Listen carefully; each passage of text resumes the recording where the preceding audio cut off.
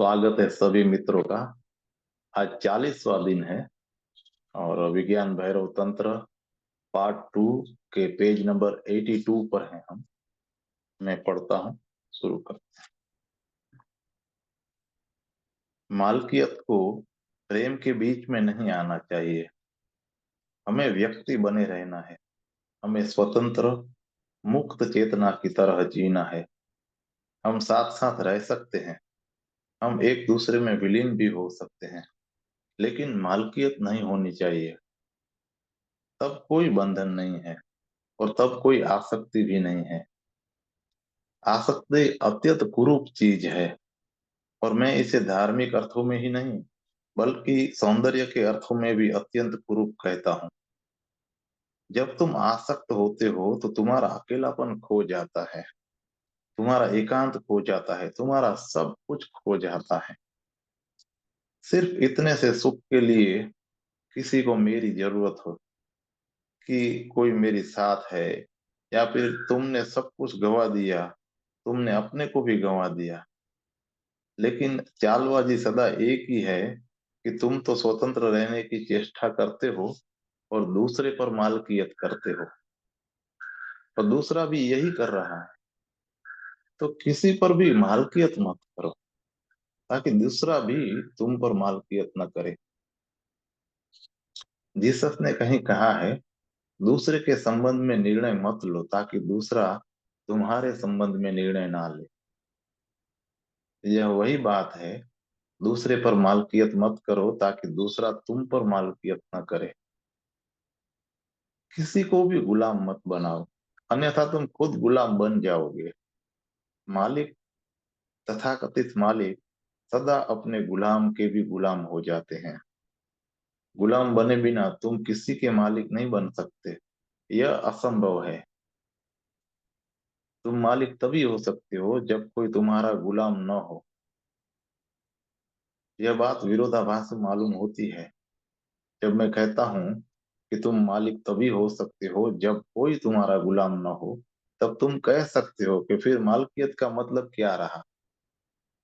जब कोई मेरा गुलाम ही नहीं है तो फिर मालकियत कैसी।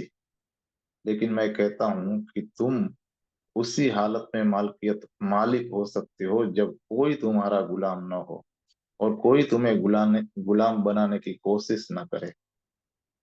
स्वतंत्रता को प्रेम करने का, स्वतंत्र होने की चेष्टा का बुनियादी अर्थ यही है कि तुम्हें अपने संबंध में गहरा बोध हो गया है। स्वबोध। और जब तुम जानते हो कि मैं अपने आप में पर्याप्त हूँ, अब तुम किसी के भी साथ सहभागी हो सकते हो, लेकिन तुम पराधीन नहीं हो। मैं अपने में किसी को भागीदार बना सकता हूँ, वैसे ही मैं अपने प्रेम में किसी को भागीदार बना सकता हूँ। अपने सुख, आनंद और शांति में किसी को सहभागी बना सकता हूँ। लेकिन वह सहभागिता है, पराधीनता नहीं। यदि कोई दूसरा नहीं भी है तो भी उतना ही सुखी हूँ। कोई दूसरा नहीं भी है तो भी मैं उतना ही सुखी हूँ, उतना ही आनंदित हूँ। और यदि दूसरा है तो वह भी अच्छा है। मैं उसके साथ सहभागिता के लिए राजी हूँ। जब तुम अपनी आंतरिक चेतना को, अपने केंद्र को उपलब्ध होते हो, तभी प्रेम आसक्ति नहीं बन सकता। और अगर तुम अपने आंतरिक आंतरिक केंद्र को नहीं जानते हो तो प्रेम आसक्ति में बदल जाएगा। लेकिन अगर आंतरिक केंद्र को जानते हो तो प्रेम भक्ति बन जाएगा। लेकिन प्रेम करने के लिए पहले तुम्हें होना होगा, और तुम हो ही नहीं। बुद्ध एक गांव से गुजर रहे थे। एक युवक उनके पास आया और उसने कहा कि मुझे दीक्षा शिक्षा दे, मैं दूसरों की सेवा कैसे करूं। बुद्ध हंसे और उससे बोले कि पहले स्वयं हो, दूसरों को भूल जाओ। पहले स्वयं हो, और तब शेष चीजें अपने आप इस छाया की तरफ पीछे पीछे आ जाएंगी। अभी तुम नहीं हो। जब तुम कहते हो कि मैं प्रेम करता हूँ और वह प्रेम आसक्ति बन जाता है, तो तुम यह कह रहे हो कि मैं नहीं हूँ। इसलिए तुम जो भी करते हो वह गलत हो जाता है, क्योंकि कर्ता अनुपस्थित है। बोध का जो आंतरिक बिंदु है वह मौजूद ही नहीं है। इसलिए तुम जो भी करते हो वो सब गलत हो जाता है। पहले हो, और तब तुम दूसरों को भागीदार बना सकते हो, और वह सहभागिता प्रेम होगी। उसके पहले तुम जो भी करोगे वह आसक्ति बन जाएगा। और अंतिम बात, अगर तुम आसक्ति से संघर्ष कर रहे हो, लड़ रहे हो, तो यह भूल हो रही है। तुमने गलत कदम उठा लिया है। तुम लड़ सकते हो। अनेक साधु सन्यासी यही कर रहे हैं। उन्हें लगता है कि हम अपने घर से, अपनी संपत्ति से, पत्नी से, बच्चों से बंधे हैं, कैदी हैं, और तब भी वे भाग खड़े होते हैं। वे अपना घर परिवार, पत्नी, बच्चे, धन संपत्ति छोड़कर भिखारी हो जाते हैं, जंगल में एकांत में जा छिपते हैं। लेकिन जाकर उन्हें देखो, वे अपने नए परिवेश में आसक्त हो गए हैं, वे बंध गए हैं। मैं अपने एक मित्र को मिलने गया जो फकीर थे, और एक घने जंगल में झाड़ के नीचे रहते थे। वहां दूसरे तपस्वी भी थे। एक दिन ऐसा हुआ कि मेरे मित्र कहीं बाहर गए थे, और मैं अकेला उनके झाड़ नीचे बैठा था। मेरे मित्र नदी में स्नान करने गए थे। तभी एक सन्यासी आया और उसी पेड़ के नीचे बैठकर ध्यान करने लगा। थोड़ी देर में मेरे मित्र नदी से वापस आए और उन्होंने नए सन्यासी को पेड़ के नीचे से भगा दिया। उन्होंने कहा, यह मेरा जाड़ है, तुम कहीं कोई दूसरा जाड़ अपने लिए खोज लो। मेरे जाड़ के नीचे कोई दूसरा आदमी नहीं बैठ सकता है। और यही आदमी है जो अपनी घर गृहस्थी, पत्नी, बच्चे को त्याग कर जंगल आया था। लेकिन जब झाड़ पर उसकी आसक्ति हो गई, तो कोई दूसरा व्यक्ति इस झाड़ के नीचे ध्यान नहीं कर सकता है। तुम आसक्ति से इतनी आसानी से नहीं बच सकते हो। आसक्ति नए नए रूप, रंग ले लेगी। तुम धोखे में पड़ जाओगे, लेकिन आसक्ति अपनी जगह बनी रहेगी। आसक्ति से लड़ो मत। केवल यह समझने की कोशिश करो कि वह क्यों है, और तब उसके गहरे कारणों को भी समझो। यह आसक्ति इसलिए है कि तुम नहीं हो। तुम्हारे भीतर तुम स्वयं ही इतने अनुपस्थित हो कि तुम सुरक्षा के लिए किसी से भी चिपकने की कोशिश करते हो। तुम्हारी अपनी जड़ें ही नहीं है, इसलिए तुम किसी भी चीज को अपनी जड़ बनाने की चेष्टा करते हो। तुम स्वयं में केंद्रित हो जाओ। जब तुम जानोगे कि मैं कौन हूँ, वह आत्मा, वह चैतन्य है जो हमारे भीतर है, तब तुम किसी से भी बंधे नहीं रहोगे। इसका यह अर्थ नहीं है कि तुम प्रेम नहीं करोगे। सच तो यह है कि तभी प्रेम कर सकोगे, क्योंकि तभी तुम दूसरों को सहभागी बना सकोगे, और यह किसी शर्त, किसी अपेक्षा के बिना होगा। तुम दूसरों को अपना प्रेम बांटोगे, क्योंकि तुम्हारे पास प्रेम अतिशय है। इतना है कि कुल किनारा तोड़कर बह रहा है। यह ओवरफ्लोइंग, यह स्वयं का प्रवाह ही प्रेम है। और जब यह स्वयं का प्रवाह बाढ़ का रूप ले लेता है, और और इसमें सारा ब्रह्मांड समा जाता है, जब तुम्हारा प्रेम चांद तारों को छूता है, जब तुम्हारे प्रेम में धरती आह्लादित अनुभव करती है और पूरी सृष्टि नहा जाती है, तब वह भक्ति है। आज इतना ही। नए चैप्टर में प्रवेश कर रहे हैं, चैप्टर नंबर 21, अंतर यात्रा में आंखों के उपयोग। कुछ सूत्र हैं इसके जो मैं पढ़ता हूँ। आंखें बंद करके अंतस्थ अस्तित्व को विस्तार से देखो। इस प्रकार से अपने स्वभाव, अपने सच्चे स्वभाव को देख लो। दूसरा, किसी कटोरे को उसके पार्श्व भाग या पदार्थ को देखे बिना देखो। थोड़े क्षणों में बोध को उपलब्ध हो जाओ। तीसरा, किसी सुंदर व्यक्ति या सामान्य विषय को ऐसे देखो जैसे पहली बार ही देख रहे हो।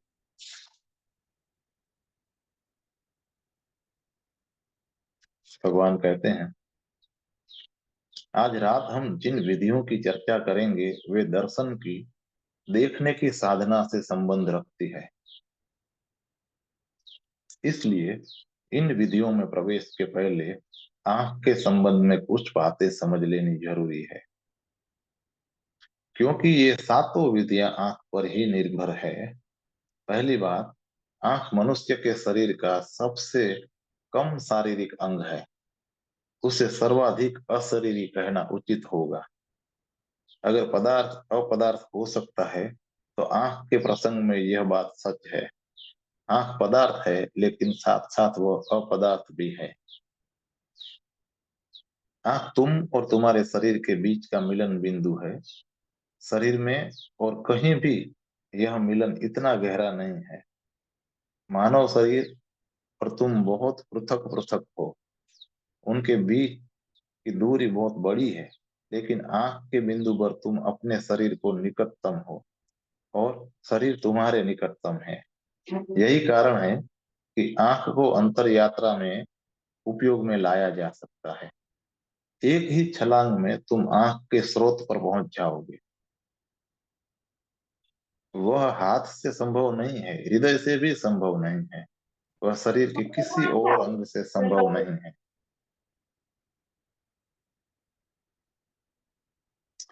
शरीर के किसी भी भाग से यात्रा थोड़ी लंबी होगी, दूरी बड़ी है, लेकिन आंख से एक कदम तुम्हारे भीतर ले जाने के लिए काफी है।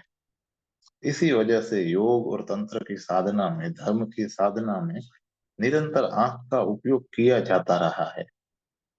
इसका पहला कारण यह है कि तुम अपनी आंख के निकटतम हो। अगर तुम किसी की आंख में आंख डालकर देखना जानते हो, तो तुम उसे उसके गहरे तलों तक देख सकते हो। वह वही है, आंख में। वह अपने शरीर वह अपने शरीर के अन्य किसी हिस्से में इतना मौजूद नहीं है, लेकिन तुम उसे उसकी आंखों में देखो और उसे पा लोगे।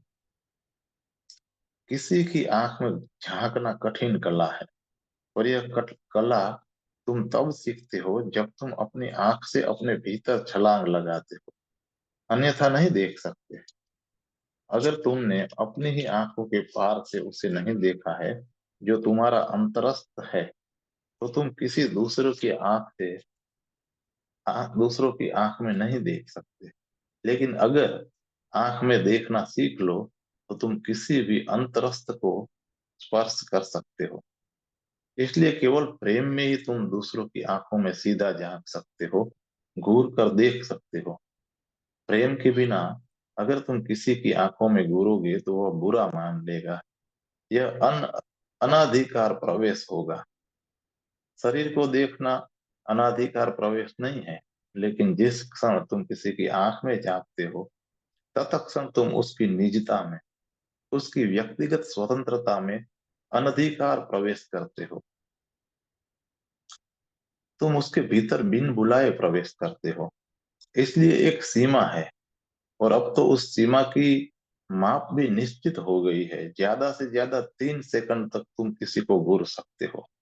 उसका मतलब हुआ कि किसी पर एक सरसरी निगाह डालकर तुम्हें अपनी आंख फेर लेनी होगी, अन्यथा दूसरा बुरा मानेगा। यह एक हिंसा है, क्योंकि तुम दूसरों की गोपनीयता में झांक रहे हो, और वह निषिद्ध है। केवल गहन प्रेम में ही तुम दूसरे की आंख में झांक सकते हो।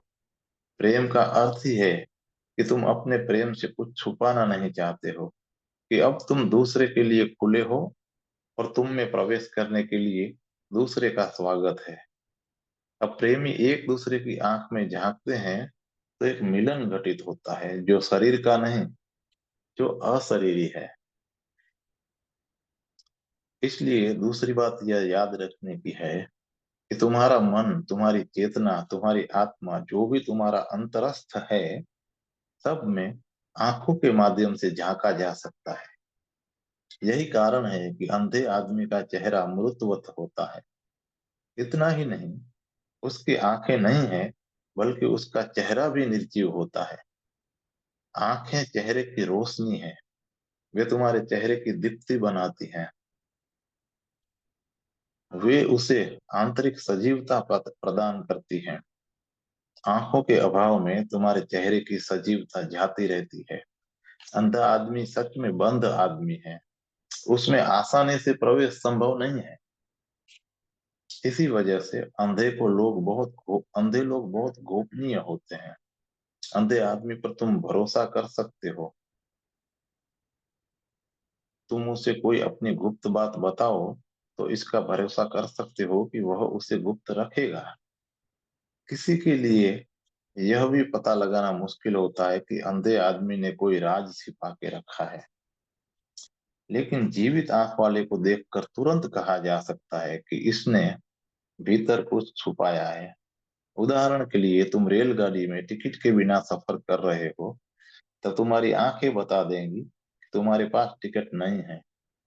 यद्यपि कोई दूसरा यह नहीं जानता है, सिर्फ तुम जानते हो, तो भी तुम्हारी आंखें और ढंग की हो जाएंगी और तुम्हारे डिब्बे में प्रवेश करने वाले किसी भी नव आगंतुक को वे और ही ढंग से देखेंगी।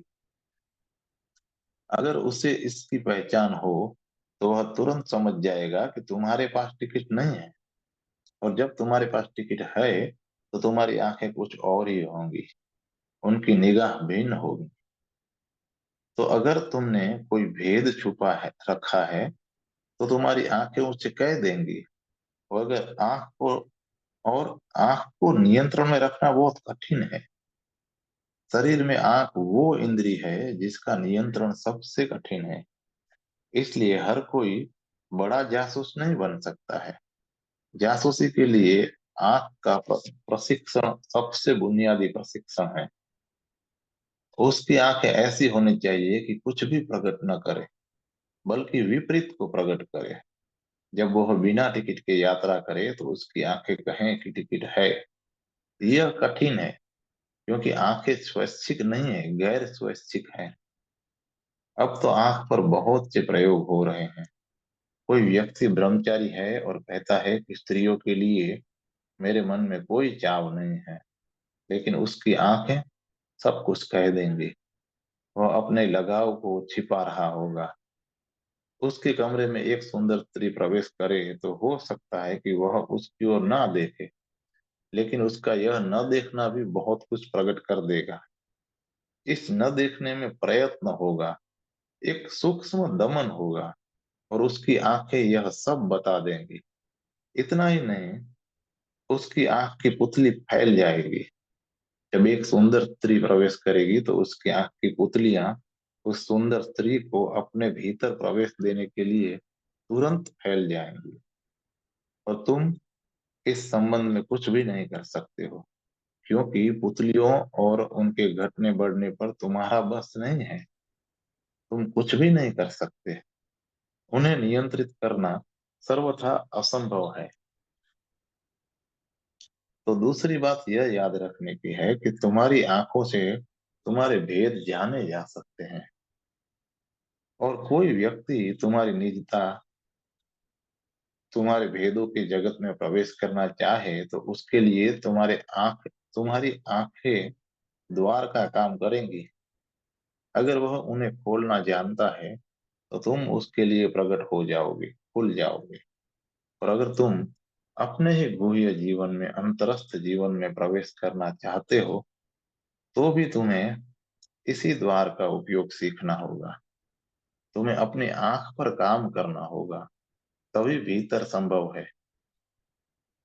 तीसरी बात, आंखें बहुत तरल हैं और सतत गतिमान है, और उनकी गति की अपनी एक लय है, अपनी व्यवस्था है। तुम्हारी आंखें कोई बेतरीब अराजक ढंग से नहीं घूमती हैं, बल्कि उनकी अपनी एक लयबद्धता है, और वह लयबद्धता कई चीजें बताती है। अगर तुम्हारे मन में कोई कामुक विचार हैं तो तुम्हारी आंखें भिन्न ढंग से, भिन्न लय से गति करेंगी। सिर्फ तुम्हारी आंख और उसकी गति को देखकर कोई कह सकता है कि तुम्हारे भीतर किस भांति के विचार चल रहे हैं। तुम जब भूखे होते हो और भोजन का विचार मन में चलता है तो तुम्हारी आंखें और ही ढंग से गति करती हैं। अब तो आंखों के जरिए तुम्हारे सपनों में भी प्रवेश किया जा सकता है। जब तुम सो रहे हो तब भी तुम्हारी आंखों की गति बढ़ी जा सकती है। और स्मरण रहे, सपना देखते समय भी तुम्हारी आंखें गति करती है। अगर तुम सपने में किसी नग्न स्त्री को देख रहे हो तो यह बात भी तुम्हारी आंख की गति को देखकर कही जा सकती है। अब उन्होंने आंख की गति को जानने समझने के यांत्रिक उपाय भी कर लिए हैं। वे इन गतियों को रेम नाम देते हैं, जिसका अर्थ है रैपिड आई मूवमेंट, यानी आंख की तीव्र गति। जैसे हृदय की गति का ग्राफ कार्डियोग्राम में उतारा जाता है, वैसे ही आंख की गति भी ग्राफ पे उतारी जा सकती है। रात भर नींद में तुम्हारी आंखों की पूरी गति ग्राफ पर उतारी जा सकती है, और वह ग्राफ बता देगा कि तुम कब सपने देखते थे और कब नहीं। जब तुम सपने नहीं देखते तो आंखें ठहर जाती हैं, स्थिर हो जाती हैं। और जब तुम सपने देखते हो तो आंखें गति करती हैं, और वह गति वैसी ही होती है जैसी गति पर्दे पर फिल्म देखते हुए होती है। अगर तुम फिल्म देख रहे हो तो आंखें चलती रहती है, वैसे ही सपने में आंखें चलती हैं। वह कुछ देखती होती हैं। फिल्म में आंख की जैसी गति होती है, वैसी ही गति सपने में भी होती है। आंख के लिए पर्दे की फिल्म और सपने की फिल्म में कोई फर्क नहीं है। तो रैम रिकॉर्डर बता देता है कि रात में तुम कितनी देर सपना देखते रहे थे और कितनी देर बिना सपनों के सोए। क्योंकि जब तुम स्वप्न नहीं देखते हो तो आंख की गति ठहर जाती है। अनेक लोग हैं जो कहते हैं कि हम कभी सपना नहीं देखते। इन लोगों की स्मृति कमजोर है और कुछ नहीं। उन्हें याद नहीं रहता, इतनी सी बात है। ये स्वप्न देखते हैं, सारी रात स्वप्न देखते हैं, लेकिन उन्हें याद नहीं रहता है। इतना ही है कि उनकी याददाश्त अच्छी नहीं है। इसलिए जब वे सुबह उठकर कहें कि रात हमने कोई सपना नहीं देखा, तो उन पे भरोसा मत करना। सपना देखते हुए आंखें गति क्यों करती है और गैर स्वप्न की अवस्था में वे ठहर क्यों जाती है? आंख की प्रत्येक गति विचारणा की प्रक्रिया से जुड़ी हुई है। यदि विचार चलता है तो उसके साथ आंख भी चलेगी, और अगर विचार नहीं चलता है तो आंख भी नहीं चलेगी। उसकी जरूरत न रही। तो इस तीसरे बिंदु को भी ख्याल में रख लो कि आंख की गति और विचारणा दोनों आपस में जुड़े हैं। यही कारण है कि अगर तुम आंख और उसकी गति को रोक दो तो तुम्हारी विचार प्रक्रिया भी तुरंत ठहर जाएगी। या अगर विचार की प्रक्रिया बंद हो जाए तो आंखें अपने आप ही ठहर जाएंगी। एक और बात, आंखें सतत एक विषय से दूसरे विषय की ओर गति करती रहती हैं। अ से ब और ब से अ तक चलती रहती हैं। गति उनकी प्रकृति है। यह वैसे ही है जैसे नदी बहती है। प्रवाह नदी की प्रकृति है, और इस गति के कारण ही वे इतनी जीवंत है। गति जीवन भी है। तुम अपनी आंखों को किसी खास बिंदु पर, किसी खास विषय पर रोकने की चेष्टा कर सकते हो। उन्हें गति से रोकने की चेष्टा कर सकते हो, लेकिन यह संभव नहीं होगा। गति आंखों की प्रकृति है। तुम गति को नहीं रोक सकते, लेकिन तुम आंख को ठहरा सकते हो। अब इस भेद को समझ लो। तुम अपनी आंख को एक निश्चित बिंदु पर दीवार पर लगे एक चिन्ह पर स्थिर कर सकते हो। तुम चिन्ह को घूर सकते हो। तुम आंखों की गति को मंद कर सकते हो, लेकिन गति आंखों का स्वभाव है। तो हो सकता है आंखें विषय अ से विषय ब पर गति न करें, क्योंकि तुमने उन्हें अ पर ठहरा दिया है। लेकिन तब एक हैरानी की बात घटित होगी। गति तो होगी, क्योंकि गति उनकी प्रकृति है।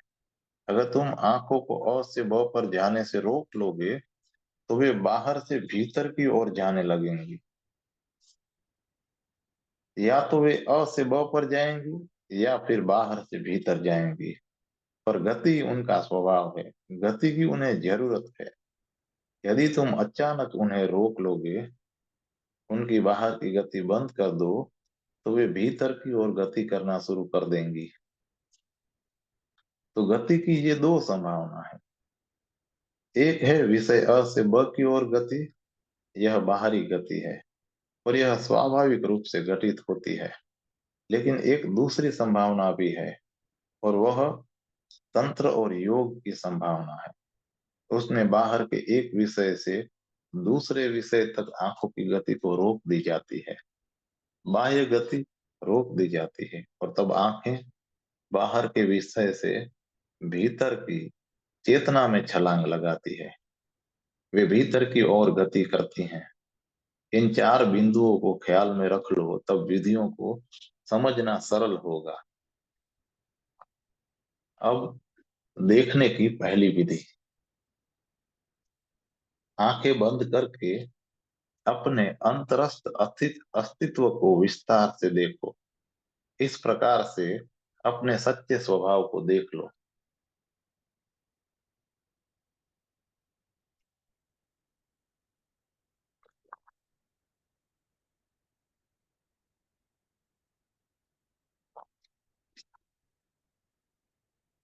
अब यहाँ आंखें बंद करके अपने आंखें बंद कर लो। लेकिन आंखें बंद करना ही काफी नहीं है, समग्र रूप से बंद करना है। उसका अर्थ है कि आंखों को बंद करके उनकी गति भी रोक लो, अन्यथा आंखें बाहर ही चीजों को देखती रहेंगी। बंद आंखें भी चीजों के प्रतिबिंब को देखती रहेंगी।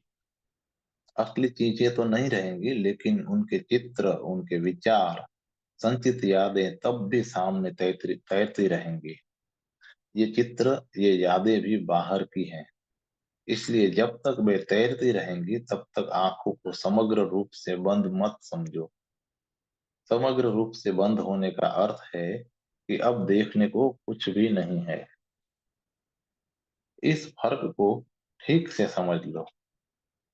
तुम अपनी आंखें बंद कर सकते हो, वह आसान है। हर कोई हर क्षण आंखें बंद करता है। रात में भी तुम आंखें बंद कर रख सकते हो, लेकिन इससे अंतरस्थ स्वभाव प्रकट नहीं हो जाएगा।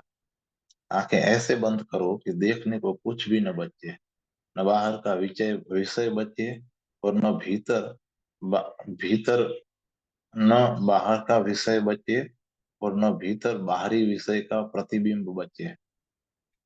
तुम्हारे सामने बस खाली अंधेरा रह जाए, मानो तुम अचानक अंधे हो गए हो। यथार्थ के प्रति ही नहीं, स्वप्न यथार्थ के प्रति भी। इसमें अभ्यास की जरूरत पड़ेगी, एक लंबे अभ्यास की जरूरत पड़ेगी। यह अचानक संभव नहीं है, एक लंबे प्रशिक्षण की जरूरत पड़ेगी। आंखें बंद कर लो जब भी तुम्हें लगे कि यह आसानी से किया जा सकता है, और जब भी तुम्हें समय हो तब आंखें बंद कर लो, और आंखों की सभी भीतरी हलन चलन को भी बंद कर लो। किसी तरह की भी गति मत होने दो। आंखों की सारी गतियां बंद हो जानी चाहिए। भाव करो कि आंखें पत्थर हो गई हैं, और तब आंखों की पथराई अवस्था में ठहरे रहो। कुछ भी मत करो, मात्र स्थित रहो। तब किसी दिन अचानक तुम्हें यह बोध होगा कि तुम अपने भीतर देख रहे हो। तुम इस मकान से बाहर जा सकते हो और इसके चारे ओर घूम कर देख सकते हो, लेकिन यह बाहर से मकान को देखना होगा।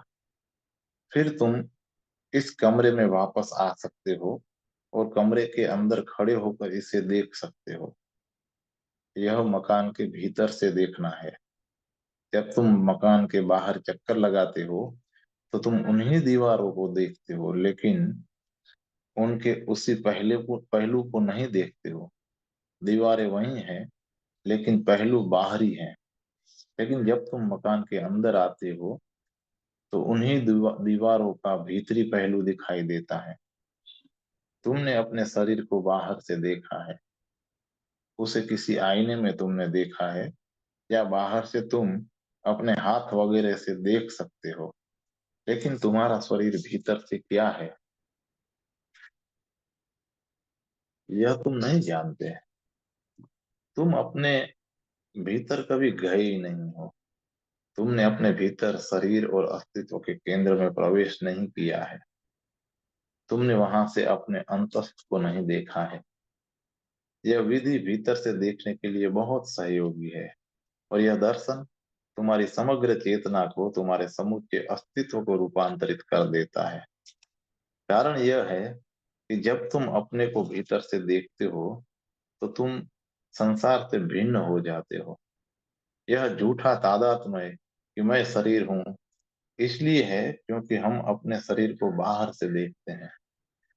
अगर कोई इसे भीतर से देख सके, तो दृष्टा शरीर से भिन्न हो जाता है, और तब तुम अपनी चेतना को अंगूठे से सिर तक अपने शरीर के भीतर गतिमान कर सकते हो। अब तुम शरीर के भीतर परिभ्रमण कर सकते हो, और एक बार तुम शरीर के अंदर से देखने और उसमें गति करने में समर्थ हो गए, तो फिर बाहर जाना जरा जरा भी कठिन नहीं है। एक बार तुम गति करना सीख गए, एक बार तुमने जान लिया कि तुम शरीर से पृथक हो, तो तुम एक महान बंधन से मुक्त हो गए। अब तुम पर गुरुत्वाकर्षण की पकड़ न रही। अब तुम्हारी कोई सीमा न रही। अब तुम परिपूर्ण स्वतंत्र हो। अब तुम शरीर के बाहर जा सकते हो। अब बाहर भीतर होना आसान है। अब तुम्हारा शरीर महज एक निवास स्थान है। आंखें बंद करो और अपने अंतरस्थ प्राणी को विस्तार से देखो, और भीतर भीतर शरीर के अंग अंग में परिभ्रमण करो। सबसे पहले अंगूठे के पास जाओ। पूरे शरीर को भूल जाओ और अंगूठे पर पहुंचो। वहां रुको और उसका दर्शन करो। फिर पांव से होकर ऊपर बढ़ो, और ऐसे प्रत्येक अंग को देखो। तब बहुत सी बातें घटित होगी, बहुत सी बातें। तब तुम्हारा शरीर ऐसा संवेदनशील वाहन बन जाएगा जिसकी तुम कल्पना नहीं कर सकते। तब अगर तुम किसी को स्पर्श करोगे, तो तुम पूरे के पूरे अपने हाथ में गति कर जाओगे, और वह स्पर्श रूपांतरकारी होगा। गुरु गुरु के स्पर्श का वही अर्थ है।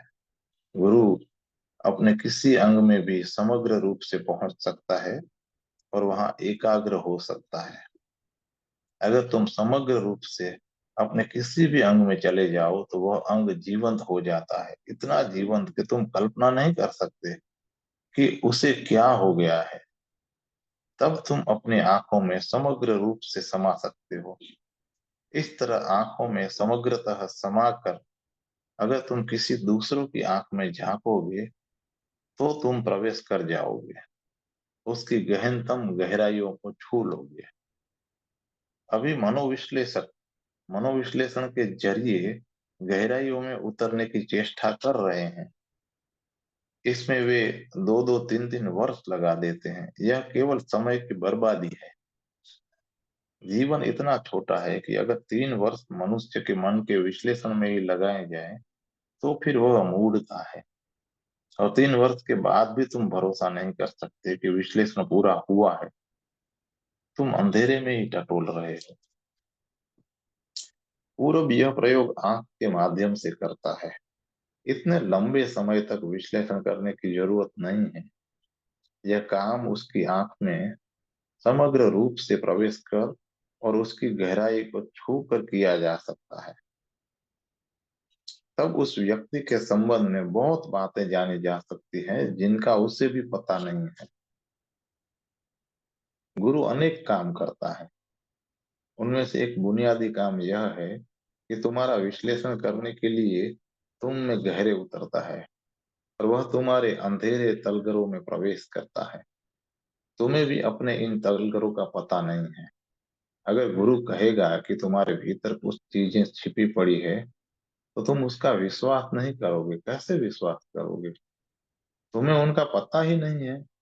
अपने मन के एक हिस्से को जानते हो, और वह उसका बहुत छोटा हिस्सा है, ऊपरी हिस्सा है।